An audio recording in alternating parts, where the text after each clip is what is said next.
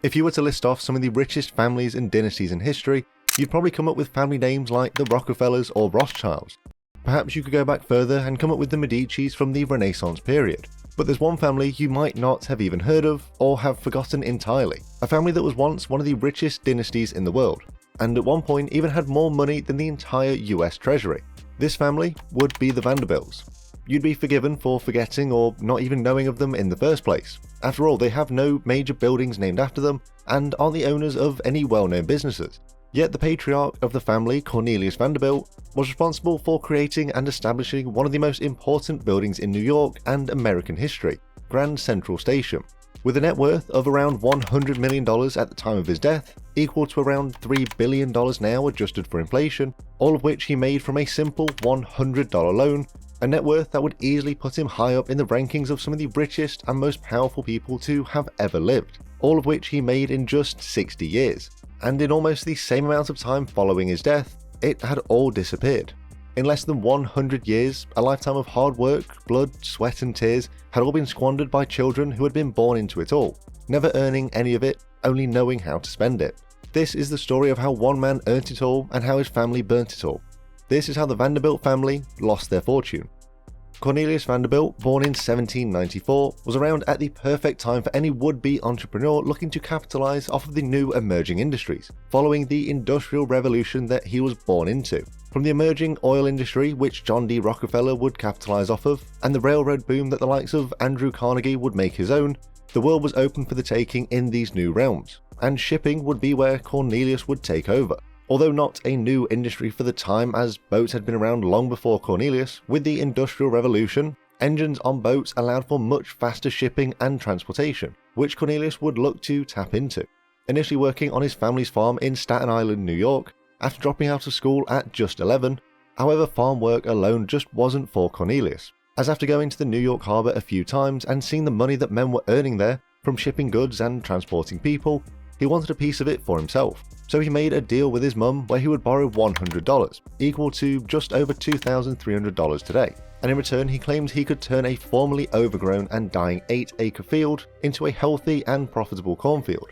So thinking it was an impossible task, she made the deal, not realizing the determination her son had. Cornelius would enlist his friends to help out, and just as he said he would do, he turned the field around and completed his task.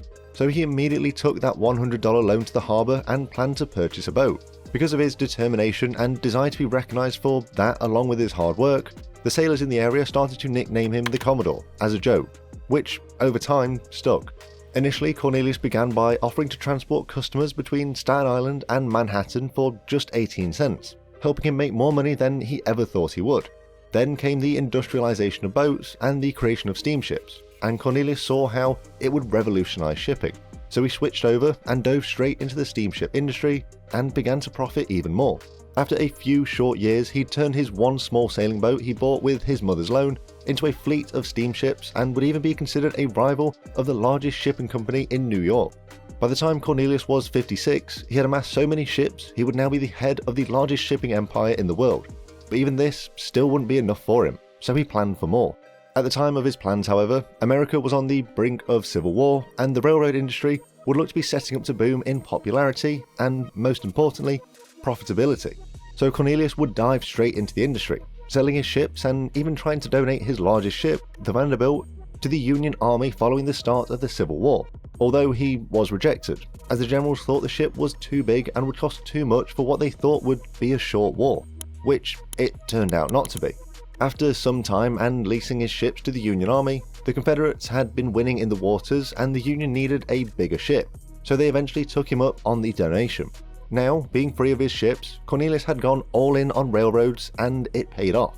Although it was quite a gamble, especially given the possibility of destruction during the war, it had worked, and following the end of the war, Cornelius was now the richest man in America, having a net worth of over $60 million or well over $1 billion today. But by this time, Cornelius was over 70 years old and knew his time was coming to an end, so he had to plan for his family's next steps without him. Unfortunately for Cornelius, his favourite son George would die in the Civil War, meaning his only options were his other two sons, William and Cornelius Jr., neither of which Cornelius thought of being good businessmen. So he made his choice and picked the oldest, William, as the heir to his fortune. Now that the future of his family had been sorted out, Cornelius went back to work, because although he was getting old, he wasn't out of the game just yet, and the railroad game was something Cornelius was just too good at. When his rivals would try to poach and take his customers, Cornelius would give them a few opportunities to realize that they were making a mistake. He'd start with negotiations, trying to get them to pay a percentage for every customer they transported into New York. Although his rivals would often refuse, they weren't going to be bossed around after all. But they forgot two important details. Firstly, Cornelius was incredibly determined and refused to lose. Secondly, Cornelius owned the only rail bridge into New York, meaning every one of his rivals was using his property. So Cornelius put a blockade on the bridge, refusing to let anyone through. Every day the blockade stood, his competitors would continue to lose millions of dollars. And with every railroad company now losing money, their shareholders began to sell their holdings at just about any price they could before they lost it all. And just who were they unknowingly selling these shares to? The Commodore Cornelius. In just a few days' time, Cornelius went from having his passengers stolen from him to owning his competitors and now having the largest railroad company in America. Following this massive success, Cornelius would make sure people knew just how powerful he was. He would commission statues of himself to be built and would also build a railroad station to help connect three of the most major rail networks in America all in one place, which would eventually become known as Grand Central Station, something you may have heard of today. But just a few short years after this major success, Cornelius the Commodore Vanderbilt would pass away, leaving almost the entire family fortune of $100 million, or over $3 billion today, to his oldest and least favourite son William.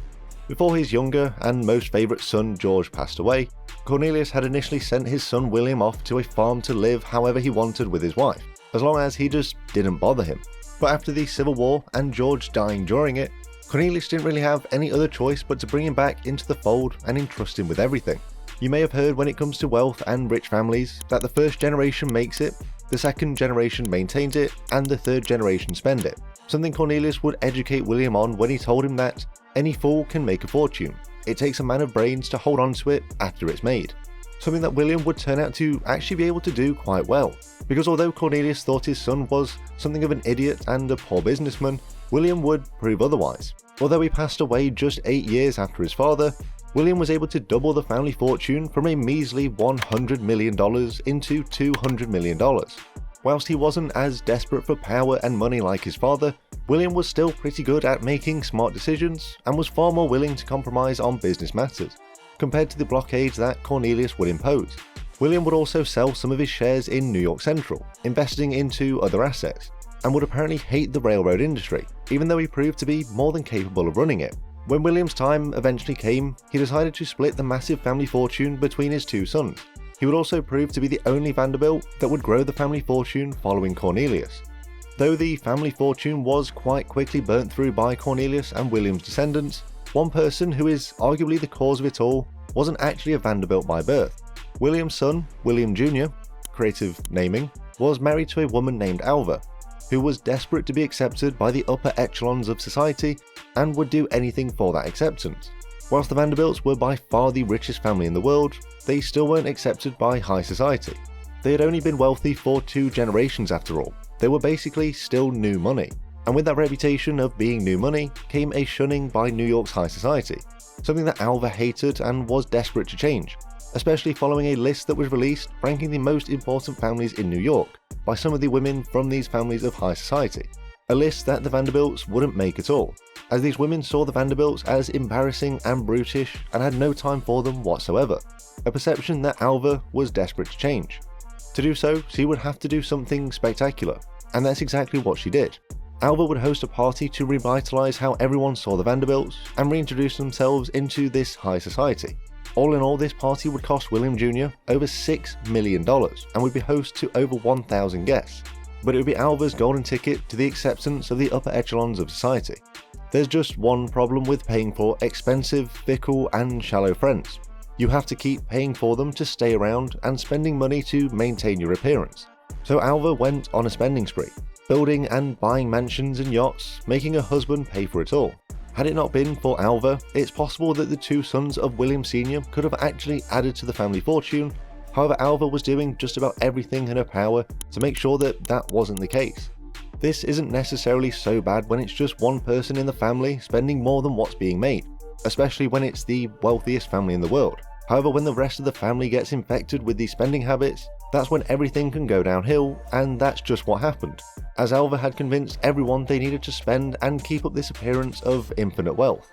These spending habits had even begun to take over the conservative William Sr., who would almost buy a whole block on 5th Avenue in New York, one of the most popular and expensive shopping streets in the world today, although his wife would eventually talk him out of it, so he built a few mansions there instead.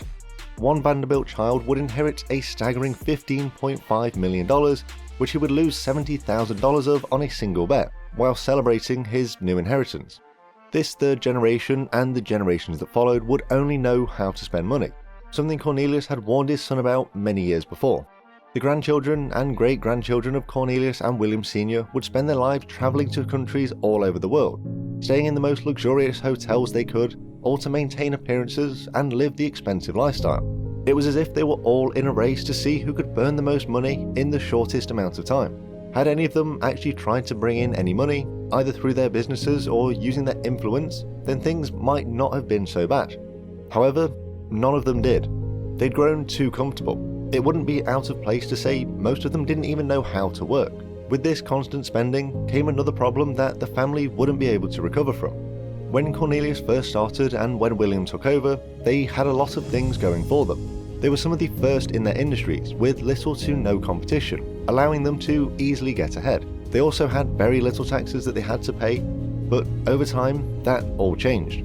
With the early 20th century breaking up many monopolies, new forms of taxation being levied on everyone, it all hit what was left of the Vanderbilt fortune incredibly hard. All of that was then followed by the Great Depression, meaning now the family were starting to struggle. Along with massive advancements in transportation due to cars and planes, the family and what was left of their railroad business had been made obsolete, and anything that was left was either being taxed or spent. So the family sold their final shares of New York Central, and instead of trying to be smart with whatever was left by investing it in any way, they did what they'd done with the rest of their money and spent it. By the time 1973 came around, the Vanderbilts held a family reunion, and less than 100 years after Cornelius passed away, as the richest man in the world, the family had nothing left. Not a single member of the family was a millionaire. The legacy of the Vanderbilts was once of wealth, power, and control. Now it's a tale of laziness, squander, and shallowness, spending everything they had to fit in and be accepted, only to lose it all.